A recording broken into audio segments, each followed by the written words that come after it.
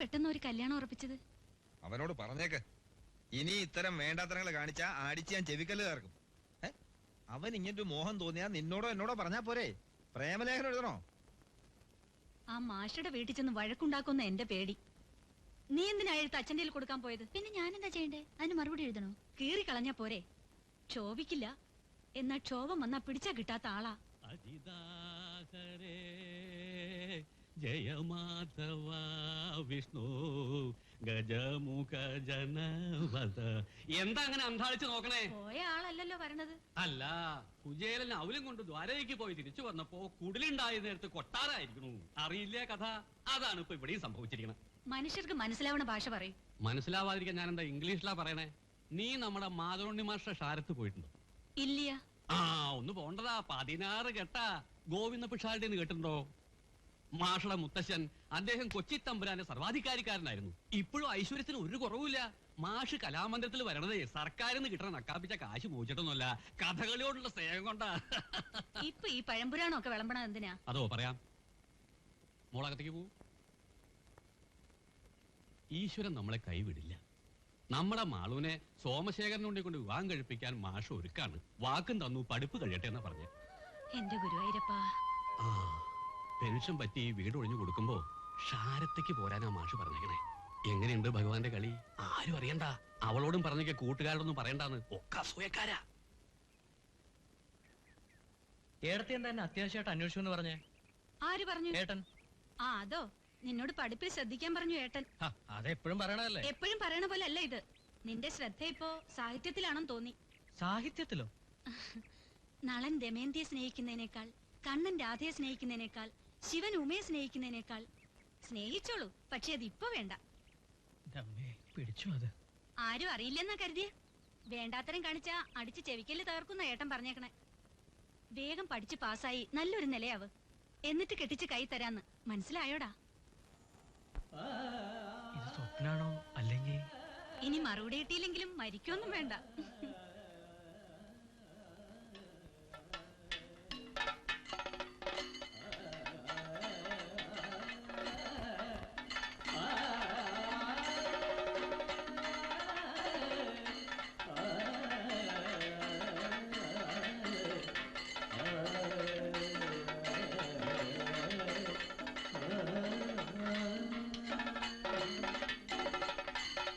എടാ, നീ എന്താ അവിടെ തന്നെ ഇരുന്നളഞ്ഞത്? അകത്തേക്ക് വാ, കാപ്പി തരാം.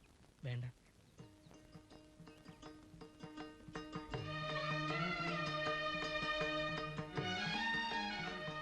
എടുത്തിയമ്മേ,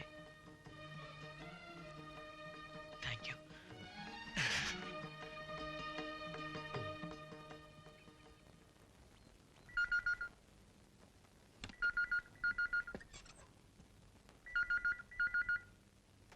ഹലോ, അതെ, നമ്പീശനാണ് സാർ. സെക്രട്ടറി പോയിട്ടുണ്ട്. വിധി നമുക്ക് അനുകൂലമായിരിക്കും. ഞാൻ ഗുരുവായൂരപ്പനൊരു പാൽപ്പായസം നേർന്നുണ്ട്. അതല്ല, കോടതിയൊക്കെ വലിയ കോടതിയാണല്ലോ സാർ. സെക്രട്ടറി വന്ന് വിളിക്കാൻ പറയാം സാർ. ശരി സാർ, ശരി ശരി. ഭഗവാനേ ഗുരുവായൂരപ്പ. ഓ, എന്താ ഇവിടെ കിടന്നൊരു കഥകളി? ഇപ്പൊ ചെയർമാൻ വിളിച്ച് വെച്ചതേ ഉള്ളൂ. കേസിന്റെ കാര്യം എന്തായി സാർ? ഗോപിയോ? നന്ദഗോപാലിന്റെ കേസിന്റെ കാര്യം ചോദിച്ചു. അത് തന്നെയാ പറഞ്ഞത്. അയാളെ പൂർവ്വകാല പ്രാബല്യത്തോടെ തിരിച്ചെടുക്കാൻ കോടതി വിധിയായി. ചതിച്ചോ ഭഗവാനെ? ചതിച്ചത് ഭഗവാനല്ല, നിങ്ങളൊക്കെ തന്നെയാ. അയാൾ വലിയ മറ്റടുത്ത കലാകാരൻ എന്നൊക്കെ അല്ലയോ കോടതി മൊഴി കൊടുത്തത്? അയാള് കലാകാരനല്ല, മണ്ണാങ്കട്ടല്ല, തെമ്മാടിയാ. അല്ലെങ്കിൽ എന്റെ കുട്ടിയുടെ അരങ്ങേറ്റം നശിപ്പിച്ച് കൊളാക്കൂ. അനുഭവിച്ചോ? ഒരു കുട്ടിയുടെ അരങ്ങേറ്റം മാത്രമല്ല, ഈ സ്ഥാപനം തന്നെ അയാൾ കൊളവാക്കും. നോക്കിയോ? എന്റെ പ്രാർത്ഥനയുടെ ഫല അത്രമാത്രം കണ്ണീര് ഞാൻ ഒഴുക്കിയിട്ടുണ്ട്. ഏനെങ്കിലും ആളുകളെ കൊണ്ട് പറയിക്കാതെ നന്നായി ജീവിക്കേ. എന്റെ മുഖം അപ്പോഴും ഇങ്ങനെ ഇരിക്കുന്നത് ഉള്ളതുപോലെയല്ലേ ഉണ്ടാവൂ. ഇനി വേറെ മുഖം കൊണ്ടുവന്ന് നോക്കാൻ പറ്റുമോ? കലാമന്ദിരത്തിൽ തിരിച്ച് ജോലിക്ക് കയറുന്നുള്ള ഒരു വാശിയായിരുന്നു. അത് നടന്നു. എന്നിട്ടും നിനക്കൊരു സന്തോഷം തോന്നുന്നില്ലേ? ഇല്ല. നൃത്തത്തിന്റെയും സംഗീതത്തിന്റെയും താളത്തിന്റെയും ലോകത്ത് നിന്ന് എന്നെ പുറത്താക്കിയപ്പോ കരയിൽ പിടിച്ചിട്ട മത്സ്യത്തെ പോലെയായിരുന്നു ഞാൻ.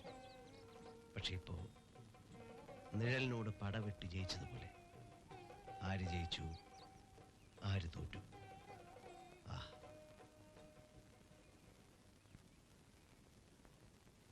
എന്താ ഇദ്രോസ് അവൻ ഈ പറഞ്ഞതിന്റെ അർത്ഥം? എനിക്കും വലിയ പിടി കിട്ടിയിട്ടില്ല. നാളെ തൊട്ട് ജോലിക്ക് പോയി തുടങ്ങാൻ പറ്റുമോ?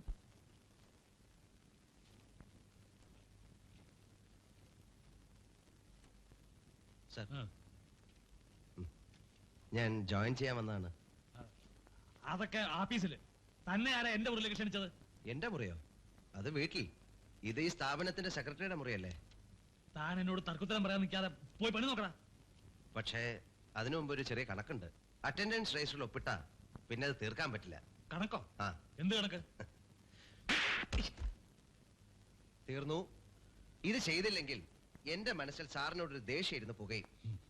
പോലീസുകാർ കൊണ്ടുപോയി തല്ലിയപ്പോ സാറിനെ എനിക്ക് കൊല്ലാനാ തോന്നിയത്. ഇപ്പൊ ആ ദേഷ്യം തീർന്നു. ഇനി എനിക്ക് മനസ്സിനകത്ത് ഒരു കറയും ഇല്ലാതെ ജോയിൻ ചെയ്യാം.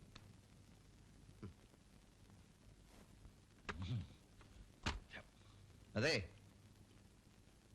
ഈ സംഭവം നമ്മൾ രണ്ടുപേരും മാത്രം അറിഞ്ഞാൽ മതി. വേറെ ആരും അറിയണ്ട. അറിഞ്ഞാൽ നടക്കേണ്ട എനിക്കല്ല. ആ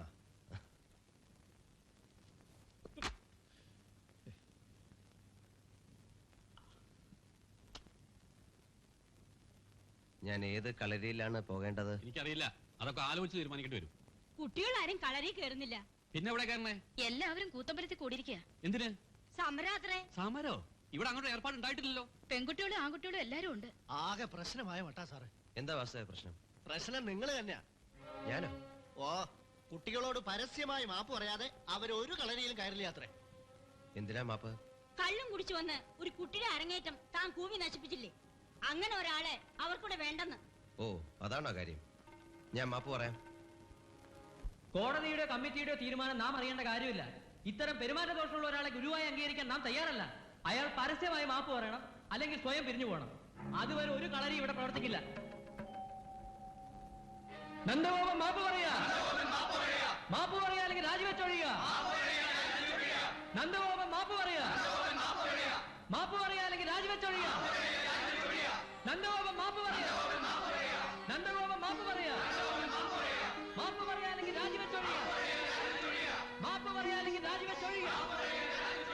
നന്ദഗോപൻ മാപ്പ് പറയാ, നന്ദഗോപൻ മാപ്പ് പറയാ, മാപ്പ് പറയാ അല്ലെങ്കിൽ രാജിവെച്ചൊഴിയുക. ഞാൻ മാപ്പ് പറയാം. നന്ദഗോപൻ മാപ്പ് ഞാൻ പറയാ, മാപ്പ് പറയാം. മാപ്പ് പറയാ അല്ലെങ്കിൽ രാജിവെച്ചൊഴിയുക. നന്ദഗോപൻ മാപ്പ് പറയാ. ഞാൻ മാപ്പ് പറയാം. അതിനു മുമ്പ് എനിക്കൊരു കാര്യം പറയാനുണ്ട്. നിങ്ങളൊന്നും പറയണ്ട. ഒരു കലാകാരിയുടെ അരങ്ങേറ്റം കലക്കിയതിന് മാപ്പ് പറഞ്ഞാൽ മതി. അതിനു മുമ്പ് എനിക്ക് ചിലത് ചോദിക്കാനുണ്ട്. ചോദിക്കൂ. ഗുരുവിന്റെ വേഷം കെട്ടി വരാൻ എന്ത് യോഗ്യതയാണ് നിങ്ങൾക്കുള്ളത്? യഥാർത്ഥ ഗുരു മത്സ്യം, കൂർമ്മം, ഭ്രമരം ഇവയുടെ തന്ത്രങ്ങൾ അറിഞ്ഞവനാകണമെന്നുണ്ട് ഭരതമുനിയുടെ നാട്യശാസ്ത്രത്തിൽ. കുട്ടി, ശാസ്ത്രങ്ങൾ മുഖവുര മാത്രമാണ്. അതിനേക്കാൾ മഹത്താണ് കല. അത് ശാസ്ത്രങ്ങളെ കുറിച്ച് വിവരമില്ലാത്തവരുടെ പറച്ചിലാണ്.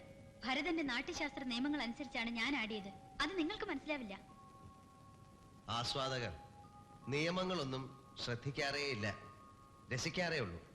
കലയെയും സഭയെയും അപമാനിക്കലാണോ നിങ്ങളുടെ ആസ്വാദനം? എന്ത് വൈരാഗ്യത്തിന്റെ പേരിലാണ് നിങ്ങൾ എന്റെ അരങ്ങേറ്റത്തിന് ബഹളം ഉണ്ടാക്കിയത്? മഹാനർത്തകി എന്ന് വിശേഷിപ്പിച്ചിട്ട് ശുഷ്ക നൃത്തം ചെയ്തപ്പോൾ ഒന്ന് കൂവിപ്പോയി. ഒരൊറ്റ കൂവലിൽ ഏകാഗ്രത പോയി, താളം പോയി. കുട്ടിക്ക് അരങ്ങേറ്റത്തിനുള്ള പാകമായിട്ടില്ല.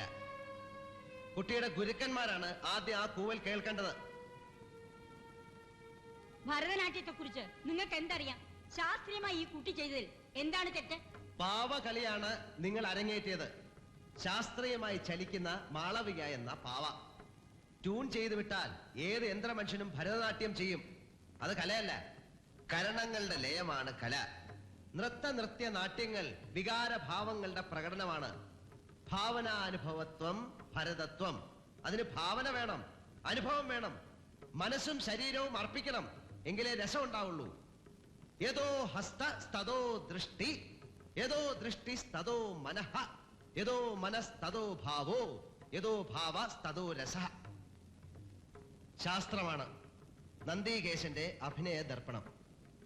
കൈയെത്തുന്നിടത്ത് കണ്ണും, കണ്ണെത്തുന്നിടത്ത് മനസ്സും, മനസ്സെത്തുന്നിടത്ത് ഭാവവും, ഭാവമുള്ളിടത്ത് രസവും ഉണ്ടാകുന്നു. ആനന്ദ നടനം ആടിനാൻ, അവൻ ആനന്ദ നടനം ആടി എന്നാണ്. ഞാനല്ല, അവൻ നടരാജൻ.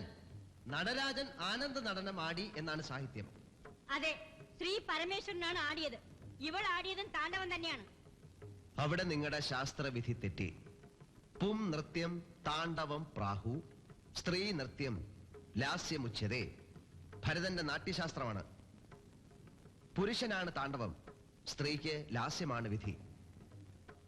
ആനന്ദ നടനം അവൻ ആടി എന്നാണ്. ഞാൻ ആടി എന്നല്ല. അപ്പോൾ മറ്റാരോ ആണത് പറയുന്നത്. ഉമയാകാം, അല്ലെങ്കിൽ നർത്തകി തന്നെയാകാം. അതിന് താണ്ഡവമാടിയാൽ ശരിയാകുമോ? അത് ശരിയാണെങ്കിൽ തന്നെ ആനന്ദ താണ്ഡവമാണോ ആനന്ദ നടനമാണോ? ഏത് അവസ്ഥയിലുള്ള ആനന്ദമാണ്? ഭക്തിയുടേതാണോ, പ്രണയത്തിൻ്റെതാണോ, അത്ഭുതത്തിൻ്റെതാണോ എന്ന് മനസ്സിലാക്കണം. ഓരോ ഭാവതലത്തിനും നാട്യരീതി വ്യത്യസ്തമായിരിക്കണം. അവലംബിക്കുന്നത് നാട്യശാസ്ത്രമോ അഭിനയ ദർപ്പണമോ അഭിനയ ചന്ദ്രികയോ നൃത്തരത്നാവലിയോ ഏത് ശാസ്ത്രവുമാകട്ടെ. രീതികളിൽ ഭരതനാട്യമോ കുച്ചിപ്പുടിയോ മോഹിനിയാട്ടമോ കഥകളിയോ ഭാംഗടയോ ഒഡിശയോ മണിപ്പൂരിയോ കഥക്കോ നാടോടി നൃത്തമോ എന്തു തന്നെയാകട്ടെ, സൃഷ്ടിക്കേണ്ടത് ഭാവരസങ്ങളാണ്. നർത്തകി ചിട്ടയ്ക്കു താടുന്നവളല്ല, വ്യാഖ്യാതാവാണ്. വാചകമൊക്കെ അടിക്കാം, നിങ്ങളൊന്ന് വ്യാഖ്യാനിക്കേ. ശ്രമിക്കാം. 6-7 കൊല്ലമായി നാട്യം മനസ്സിലേ ഉള്ളൂ, പരിശീലനമില്ല. ആ കുറവ് പൊറുക്കുക.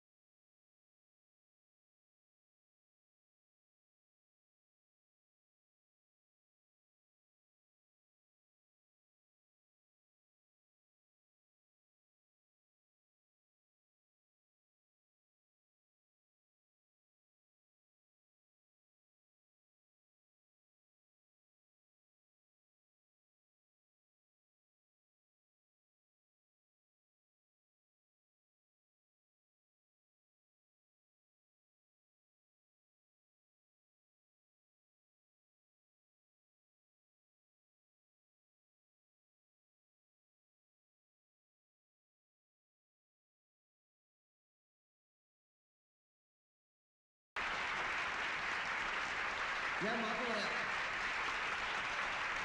ഞാൻ മാപ്പ്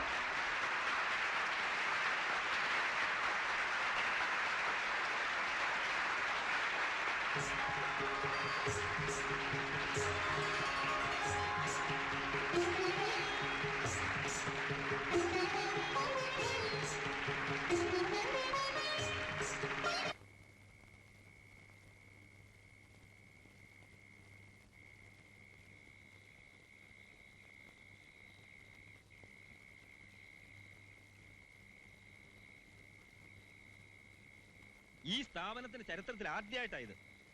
ഗുരുകുല സമ്പ്രദായത്തിൽ നടക്കുന്ന ഒരു സ്ഥാപനമായത്. നീ അവിടെ കഥകൾ പഠിക്കാൻ വന്നോ അതോ സമരം ചെയ്ത് നേതാവാൻ വന്നോ? ഒരു സദസ്സായി പോയി. ഇല്ലേ കരണക്കുറ്റിക്കൊരെണ്ണം തന്നിട്ട് പിടിച്ചിറങ്ങി വിട്ടേനെ ഞാൻ. മാളുവിന്റെ കാര്യമായതുകൊണ്ടാണ് ഞാൻ ഇടപെട്ടത്. അതിന് അവളുടെ അച്ഛനുണ്ട്. നീ ഇപ്പൊ രക്ഷകർത്താവൊന്നും ആവണ്ട, അതൊക്കെ പിന്നെ മതി. കല്യാണം കഴിച്ചു തന്നിട്ടൊന്നുമില്ലല്ലോ. രക്ഷകർത്താവ് മതി അവനിട്ട് വഴക്ക് പറഞ്ഞത്. കുട്ടികളാവുമ്പോ ചില അബദ്ധങ്ങളൊക്കെ പറ്റിയെന്ന് വരും. ഇനി ഉണ്ടാവില്ല. കുളിമുറിയിൽ വെള്ളം വെച്ചിട്ടുണ്ട്, കുളിച്ചാ ഊണ് കഴിക്കാം.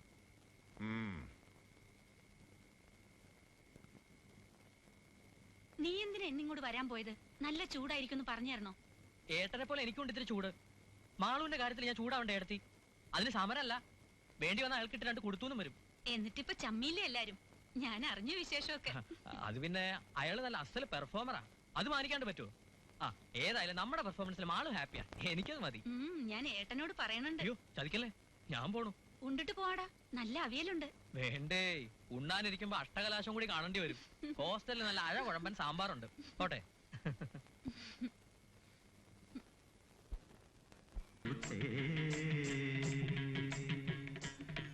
മാളവിക നങ്ങിയാരെന്താ ഒളിച്ചു കളിക്കുന്നത്? ഇത് നാട്യശാസ്ത്രത്തിലുള്ളതാണോ? വരണം, മുന്നിലേക്ക് വരണം.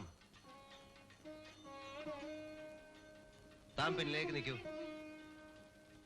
നാട്യറാണിമാർ പിന്നിൽ നിൽക്കാൻ പാടില്ലല്ലോ.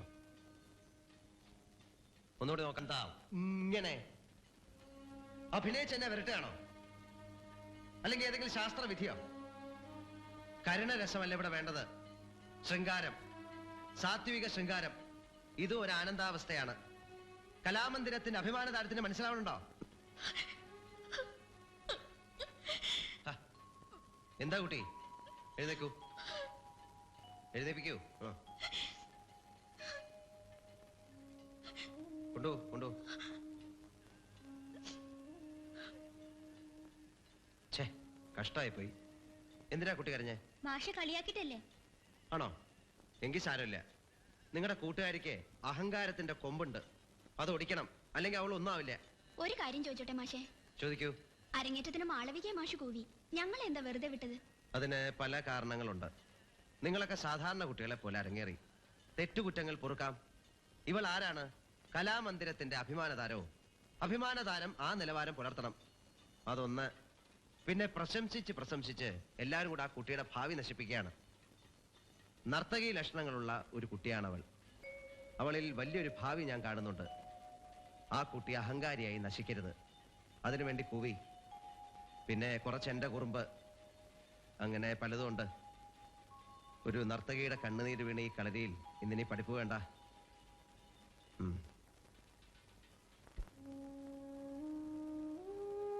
എടി മാളു, അച്ഛനിരുന്നു, നിന്നെ വിളിക്കണു. എനിക്ക് വിശപ്പില്ല. നീ കുട്ടികളുടെ കൂടെ നടന്ന് ധിക്കാരം കാണിച്ചിട്ടല്ലേ അച്ഛൻ വഴക്ക് പറഞ്ഞത്? അതുകൊണ്ടൊന്നും അല്ല. പിന്നെന്താ? അയാൾ പറഞ്ഞത് ആലോചിച്ചിട്ടാ? അത് അയാളുടെ രീതി. നീ നിന്റെ ഗുരുക്കന്മാര് പറയണ പോലെ പഠിക്കുക. അദ്ദേഹം പറഞ്ഞതാണമ്മേ ശരി.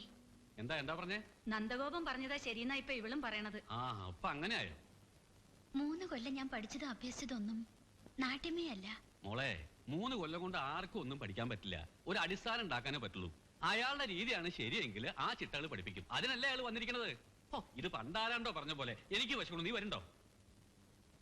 ചെല്ലടി, നീ ഇരുന്നില്ലെങ്കിൽ കഴിച്ചൊന്ന് വരത്തേ ഉള്ളൂ. ഒപ്പം ചെന്ന് ഇരിക്കെങ്കിലും ചെയ്യേ. വാ.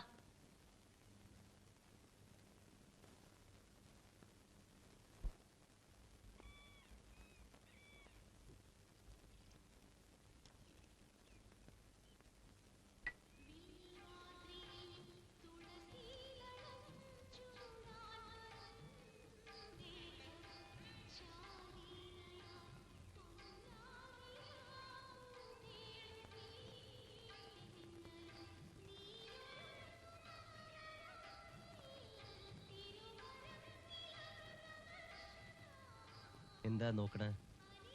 കാണാൻ. ഈ കണ്ണ്, മൂക്ക്, താടി.